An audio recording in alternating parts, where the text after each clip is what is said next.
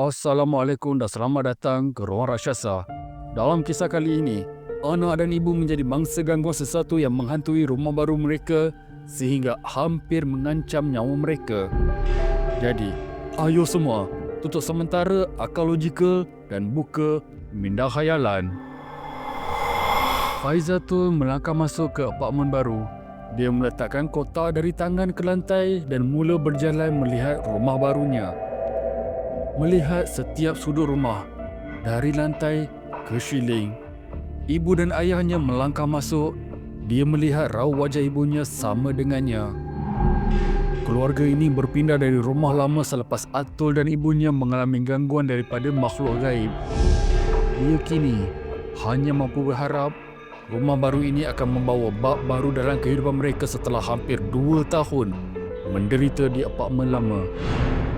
Sedang dia asyik menyusun barang, dia teringat semula beberapa rentetan peristiwa yang terjadi.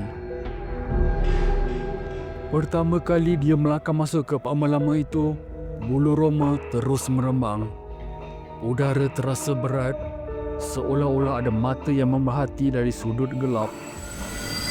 Dia memberitahu ayahnya yang dia terasa sesak dan terancam di rumah itu, namun ayahnya hanya memandangnya sepi. Atul hanya mampu akur dengan kehendak keluarga. Dia tidak mahu menyusahkan ayahnya lalu mendiamkan diri. Di rumah baru sekarang, dia rasa tenang. Sesuatu yang sudah lama tidak dirasai.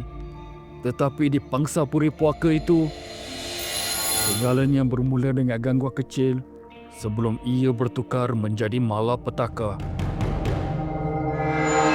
Atul baru meletakkan telefon di sisi dan mula melelakkan mata sebelum terdengar bunyi guli digolekkan. Tidak seperti kisah kebiasaan, bunyi ini tidak berasal dari rumah atas atau tepi, namun bergema dari rumahnya sendiri. Bunyi itu seolah-olah bermain, berulang tanpa henti. Namun, setiap kali dia melangkah menghampiri kawasan itu, bunyi tersebut tiba-tiba berhenti, lalu muncul semula di sudut lain. Seakan-akan ada sesuatu yang sengaja mengelak dari pandangan. Pada mulanya, Atul cuba mengabaikan, menganggap ia sekadar halusinasi mindanya di persekitaran baru. Tetapi ada satu kejadian yang membuatkan darahnya terasa beku. Ketika dia sedang lena berbaring, terasa ada seseorang merebahkan diri di sebelahnya. Pilam tenggelam, seolah-olah benar ada tubuh yang berbaring di situ. Dengan hati yang berdebar, dia menoleh perlahan untuk melihat siapa. Namun kosong. Yang ada hanyalah lekukan jelas pada tilam. Tanda sesuatu sedang berbaring di situ. Ketakutan menyelubungi seluruh tubuh. Dia bingkas bangun dan berlari terus menuju ke bilik ibu. Dengan nafas tercungap-cungap dan suara bergetar, dia menceritakan segalanya.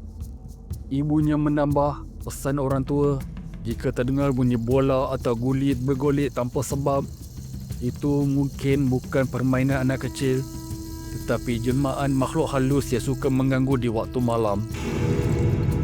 Ibunya merahsiakan perkara ini kerana tidak mahu Atul ketakutan, sehinggalah dia menceritakan mimpi ngerinya sendiri. Selang beberapa minggu sebelumnya, ketika ayah Atul bekerja shift malam, ibunya pula mengalami gangguan yang sama dirasai Atul. Pada mulanya hanya bunyi kecil, pintu berkeriut sendiri, bayangan melintasi di dinding, tetapi semakin lama semakin jelas. Jam melewati 3 pagi ketika lena ibunya diganggu. Dia resah dalam tidur sehingga membuatkan dirinya terjaga. Jantungnya hampir luruh apabila melihat di hujung katil berdiri seorang wanita berambut panjang, hitam kusut, kulitnya pucat macam mayat, matanya kosong, hanya merenung. Dalam ketakutan, ibu membaca doa dan berselawat, dan wanita itu lenyap seperti api lilin yang dipadam. Atul pula bermimpi tentang seorang budak lelaki. Mukanya jelas, matanya bulat, senyumannya menyeramkan. Dia menarik tangan seolah-olah mahu tunjukkan sesuatu. Tarikannya kuat seakan benar-benar wujud. Arthur sempat buka mata hanya untuk melihat bayangan kecil terapun di sisi katil yang hilang sebelum dia sempat menjerit. Menurut ibu, selama 2 malam berturut-turut, dia terasa seperti ada beban yang sangat berat menghempak belakangnya. Seolah-olah ada makhluk yang cuba menariknya masuk ke dalam bumi. Dia terkunci, dihimpit, tidak mampu bergerak, tepat jam 3 pagi. Sebelum dia lena semula dalam keletihan yang amat sangat. Tidak sekadar gangguan ketika lena, gangguan fizikal juga kerap berlaku. Televisyen terpasang dan mati sendiri. Lampu kerap berkelip-kelip.